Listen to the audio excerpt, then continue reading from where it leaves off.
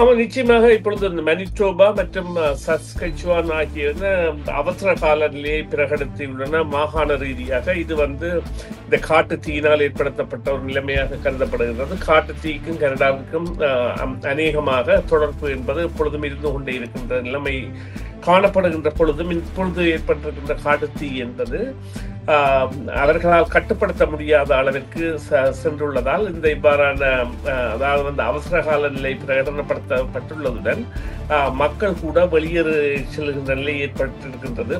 அங்கே இந்த வெட்கைத்தன்மையும் எரிகின்ற தன்மையும் அபாயகரமாக இருக்கின்றபடியால் அதன் வேகம் என்பது அதிகரித்ததாக காணப்படுகின்றபடியால் அவர்களால் அந்த நிலையிலிருந்து மீள்வதற்கான ஒரு மாற்று திட்டத்தை கண்டுபிடிப்பது என்பது ஒரு கடினமான நிலையை உடையதாக இருக்கின்றது.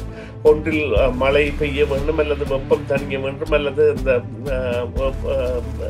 ஏதாவது ஒரு இயற்கையாக இதற்கு உதவி செய்கின்ற பொழுதுதான் இதன் நிலைமை, அதாவது காற்றின் வீசுதன்மை என்பது தணிய வேண்டும் போன்றவை எல்லாம் இடம்பெறுகின்ற பொழுது அவ்வாறான ஒரு நிலைமை ஏற்படும்.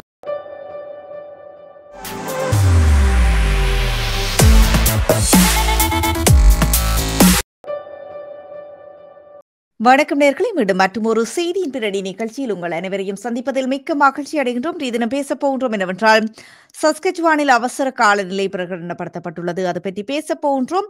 தகவல்களை கேட்டறிவதற்காக சுரேஷ் தர்மாவை இணைத்துக் கொள்ளப் போகின்றோம். வணக்கம் சுரேஷ் தர்மா. வணக்கம் சுதர்ஷினி. வணக்கம் நேயர்களே. ஆமாம், மீண்டும் வரவேற்கின்றோம் உங்களை நிகழ்ச்சிகளுக்கு. வழக்கில் பரவி வரும் காட்டுத்தீ காரணமாக ஆயிரக்கணக்கானவர்கள் தங்களுடைய வீடுகளை விட்டு வெளியேற வேண்டிய சூழ்நிலை ஏற்பட்டிருக்கின்றதாகவும் சஸ்கச்சுவான் அரசாங்கம் மாகாணம் முழுவதுமே அவசர கால நிலையை அறிவித்திருக்கின்றது. அது 30 நாட்களுக்கு மேலாக செல்லும் அப்படி சொல்லியும் சொல்லப்பட்டிருக்கிறது. அங்கு தற்போதைய நிலவரம் பற்றி குறிப்பிட முடியுமா?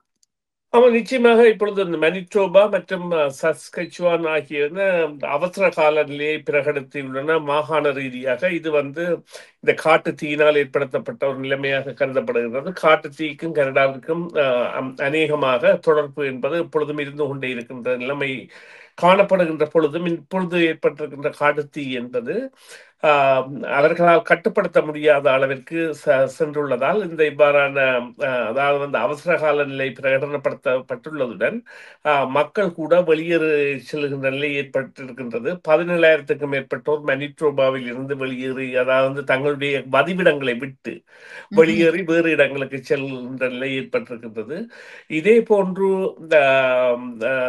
சாஸ்கச்சுவான் கூட இவ்வாறாக மக்கள் வெளியேற வேண்டிய நிலை தங்களுடைய இருப்பிடங்களை விட்டு ஏற்பட்டுள்ளது. சாஸ்கச்சுவான் என்பது கனடாவிலேயே ஒரு தனித்துவமான ஒரு மாகாணமாக கருதப்படுவது காரணம் என்னவென்று சொன்னால், ஏனைய அனைத்து மாகாணங்களுக்கும் இயற்கையான எல்லைகள் இருக்கின்றன. ஆனால் சாஸ்கச்சுவான் மாகாணத்திற்கு மாத்திரம்தான் இந்த வரை புள்ளிகள் மூலம் அல்லது இந்த கோஆர்டினேஷன், அந்த கோஆர்டினேட் பாயிண்ட்ஸ் எனப்படுகின்ற இந்த அதாவது ஒரு கணிப்புகள் மூலமான ஒரு எல்லையை கொண்ட மாகாணமாக இருக்கின்றது. அது கூட ஒரு நேர்கூடாக இருக்கும். நீங்கள் பார்த்தீர்களானால் இந்த மாகாணமும் வளைவுகள் கொண்டதாக இருக்கும். அதன் எல்லைகள் என்பன ஏனென்றால் அவை நதிகளையோ மலைகளையோ அல்லது வேறு காடுகளையோ எல்லைகளாக கொண்டு கணிக்கப்பட்டிருக்கும். இங்கே அவ்வாறு இல்லாமல் இங்கே ஒரு நீள் வடிவமான எல்லைகளை கொண்ட ஒரு நிலமாக இருக்கின்றது. அதை விட சமதரை உள்ள ஒரு பெரிய மாகாணம் என்றால் அது கூட அவ்வாறாக சாஸ்கச்சுவானைத்தான் சொல்லுவார்கள். அவ்வாறான இடத்தில் இவ்வாறான ஒரு எரிநிலை என்பது காட்டுத்தீ என்பது ஏற்பட்டிருக்கின்றது என்பது நிச்சயமாக அங்கே உள்ள அந்த பரம்பு தன்மையை அல்லது பரவலை அதிகரிக்கும் என்றால் அந்த இடங்களில் எல்லாம் இந்த பரவுவதற்கான நிலைமை அந்த அதிகமாக இருக்கும். காற்றின் வேகங்கள் மற்றும் நிலைமைகளை பொறுத்து பரவுகின்ற தன்மை என்பது அதிகமாக இருக்கும். எனவே மனிடோபாவில் ஏற்கனவே ஏற்பட்டிருக்கின்ற இந்த தீயானது இவ்வாறு சாஸ்கச்சுவானில் ஏற்பட்டிருக்கின்றபடியால் இருக்கின்றபடியால் அடுத்ததாக அல்பர்டா கூட பலமாக பாதிக்கப்படக்கூடிய சந்தர்ப்பத்தை எட்டி இருக்கின்றது. அதாவது மேற்கு மாகாணங்களின் ஆம், ஒரு பாரிய நெருக்கடியாக இதை பார்க்கலாம். நாங்கள் கடந்த ஆண்டு அல்லது அதற்கு முந்தைய ஆண்டு கண்கூடாகவே பார்த்திருந்தோம். ஒரு நகரமே அழிவிட்டது அல்பர்டாவில்.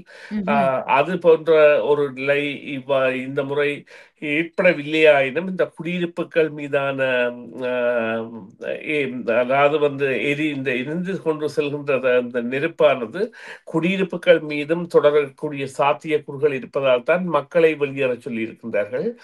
அத்தோடு அந்த பிரதேசங்களில் வாயுவின் சுவாசிக்கின்ற தன்மைக்கு, அதாவது அந்த அபாயகரமான நிலையை காற்று கூட அடைந்திருக்கின்றது. இந்த மாசுக்களாலும் புகை மண்டங்களாலும் நிறைந்து அது கூட தற்பொழுது கவனத்தில் எடுக்கப்படுகின்றது. மத்திய அரசு கூட தன்னால் இயன்ற உதவிகளை அந்த மாகாணங்களுக்கு செய்து வருகின்றது.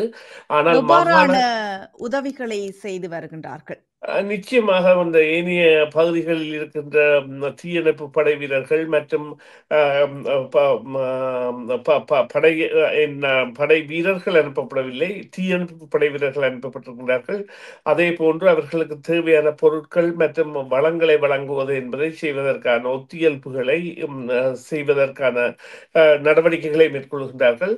இந்த நடவடிக்கைகளில் ஏனைய மாகாணங்களைச் சேர்ந்த தீயணைப்பு படை வீரர்கள் கூட பங்கு பெற்றக்கூடிய சாத்தியக்கூறுகள் இருக்கின்றன. இப்பொழுது அங்கே இந்த வெட்கைத்தன்மையும் எரிகின்ற தன்மையும் அபாயகரமாக இருக்கின்றபடியால் அதன் வேகம் என்பது அதிகரித்ததாக காணப்படுகின்றபடியால் அவர்களால் அந்த நிலையிலிருந்து மீள்வதற்கான ஒரு மாற்று திட்டத்தை கண்டுபிடிப்பது என்பது ஒரு கடினமான நிலையை உடையதாக இருக்கின்றது. ஒன்றில் மழை பெய்ய வேண்டும், அல்லது வெப்பம் தணிய வேண்டும், அல்லது இந்த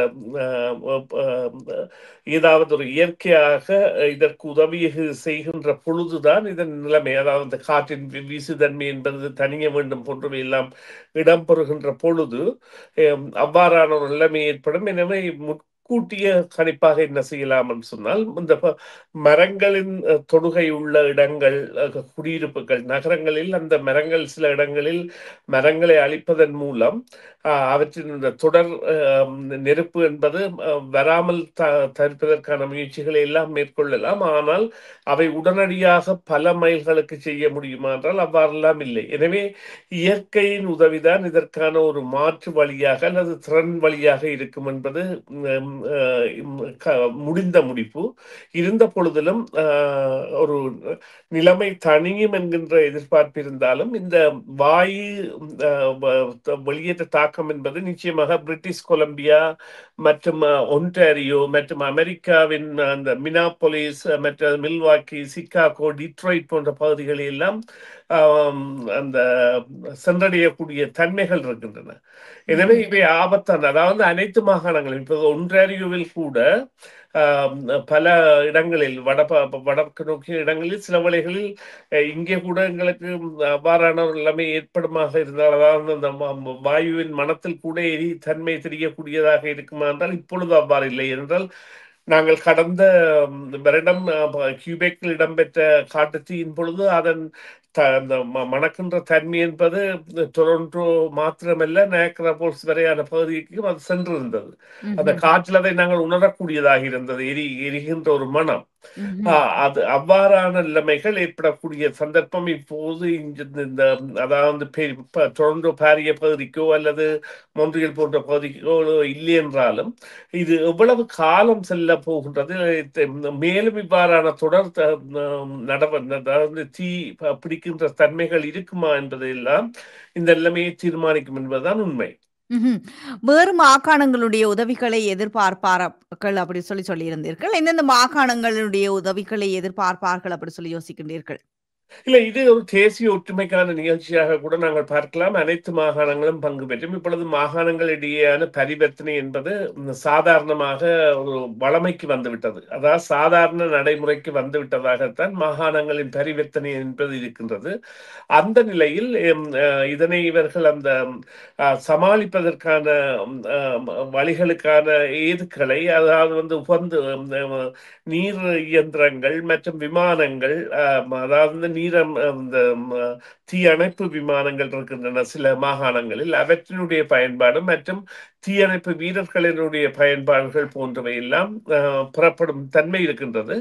இருந்த பொழுதிலும் இந்த 2 தினங்கள், இன்னும் ஒரு 2-3 தினங்களில் இது நிலைமை தெரியும். இப்பொழுது அவசரகால நிலைமை பிரகடனப்படுத்தப்பட்டுள்ளதாலும் தொடர்ச்சியாக இவ்வாறான தீ என்பது பரம்புமா என்பது தெரியும். ஆனால் இது கனடாவை பொறுத்தவரையில் பல மில்லியன்கள் டாலர்கள் இழப்புகளை ஏற்படுத்துவதாகவும், அதேவேளை சில வேளைகளில் இந்த ஜூன் 15ஆம் திகதி அல்பர்டாவில் ஏற்கனவே திட்டமிடப்பட்டிருக்கின்ற G7 மகாநாட்டு நிகழ்ச்சி நிரலை கூட பாதிக்கக்கூடியதாக கூட அமையலாம். என்றால் எதிர்வரும் 2-3 தினங்களில் எவ்வாறு இருக்கின்றது என்பதை பொறுத்துத்தான் நாங்கள் அதனை அனுமதிக்க முடியும்.